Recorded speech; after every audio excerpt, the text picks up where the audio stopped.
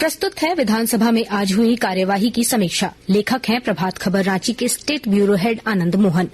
झारखंड विधानसभा budget सत्र के 5वें दिन भी विपक्षी सदस्यों ने बिजली के टैरिफ में बढ़ोतरी समेत कई मुद्दों को लेकर सरकार को घेरने की कोशिश की। इस दौरान कई विपक्षी सदस्य सरकार के जवाब से नाराज भी दिखे।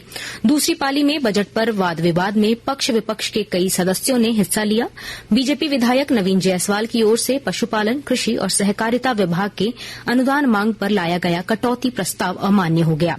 इसके साथ ही अनुदान मांग को ध्वनिमत से पारित कर दिया गया। बजट पर चर्चा के बाद सरकार की ओर से जवाब देते हुए मंत्री मिथिलेश ठाकुर ने बीजेपी पर राम मंदिर को लेकर राजनीति करने का आरोप लगाया। उन्होंने कहा कि राज्य सरकार ने 50 साल से अधिक उम्र की महिलाओं को वृद्धा पेंशन देने का निर्णय लिया है। इससे पहले बीजेपी विधायक नीलकंठ सिंह मुंडा के एक प्रश्न के जवाब में कृषि मंत्री ने बताया कि साल 2022-23 में मुख्यमंत्री सुखाड़ राहत योजना के तहत 33,63,000 से अधिक आवेदन प्राप्त हुए। उन्होंने बताया कि किसानों के भौतिक सत्यापन के बाद ही लाभ दिए जाने का प्रावधान है। इसलिए भौतिक सत्यापन के बाद 13,66,000 लाभार्थियों को 478 करोड़ रुपए की राशि का भुगतान किया गया। कृषि मंत्री ने बताया कि वर्ष 2022 में राज्य के 22 जिलों के 226 प्रखंडों को सुखाड़ घोषित किया गया था। सुखाड़ घोषित सभी प्रखंडों में मुख्यमंत्री सुखाड़ राहत योजना का क्रियान्वयन किया गया था, जबकि शेष 38 प्रखंडों में झारखंड राज्य फसल राहत योजना का क्रियान्वयन किया गया। कांग्रेस की शिल्पी नेहा तिर्की के एक प्रश्न के उत्तर में मंत्री आलमगीर आलम ने बताया कि पेसा कानून के तहत झारखंड पंचायत उपबंध अनुसूचित क्षेत्रों पर विस्तार नियमावली 2022 का औपबंधिक प्रारूप प्रकाशित कर 1 महीना के अंदर आपत्ति और सुझाव की मांग की गई थी।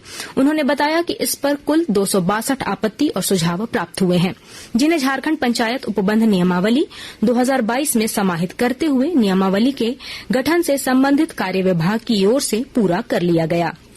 उन्होंने बताया कि इस नियमावली पर कैबिनेट की स्वीकृति प्राप्त करने के लिए कार्रवाई की जा रही है।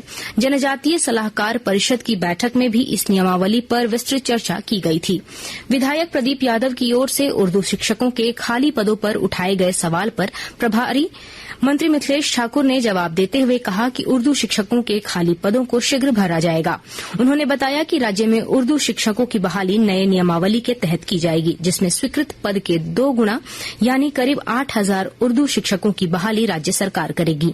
प्रदीप यादव के एक अन्य सवाल के जवाब में मंत्री मिथिलेश कुमार ठाकुर ने यह भी आश्वासन दिया कि लोकसभा चुनाव से पहले उर्दू अकादमी, हज कमेटी और अल्पसंख्यक आयोग जैसी कमेटी का गठन शीघ्र किया जाएगा। बीजेपी विधायक बिरंची नारायण ने सरकार से सूचना आयुक्तों का खाली पद भरने की मांग की, जबकि विधायक इरफान अंसारी ने जामताड़ा रेल हादसे से मारे गए आश्रितों 50 लाख रुपए मुआवजा देने की मांग की। इधर विधायक सरयू राय के एक प्रश्न के उत्तर में जल संसाधन मंत्री बसंत सोरेन ने भरोसा दिलाया कि जमशेदपुर और समीपवर्ती इलाकों में पीने के लिए शुद्ध पानी की आपूर्ति सीधे चांडल डैम से होगी। मंत्री बसंत सोरेन ने कहा कि सतनाला डैम से जलापूर्ति करने में कोई दिक्कत नहीं है, परंतु डिमना लेक पर टाटा स्टील का स्वामित्व है। इसलिए इस योजना को मूर्त रूप देने के लिए एक बार टाटा स्टील के साथ बातचीत करना आवश्यक है। इसके लिए वे स्वयं जमशेदपुर जाएंगे और एक उच्च स्तरीय बैठक बुलाकर मामले का समाधान करेंगे।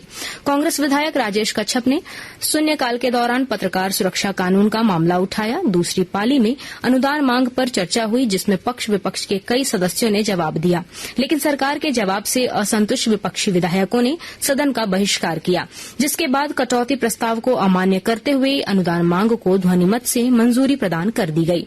अंत में विधानसभा अध्यक्ष रविन्द्रनाथ महतो ने सदन की कार्यवाही को शुक्रवार पूर्वाह्न 11 बजे तक के लिए स्थगित कर दी। अभी आप सुन रहे थे विधानसभा में आज हुई कार्यवाही की समीक्षा। लेखक थे प्रभात खबर रांची के state bureau head Anand Mohan.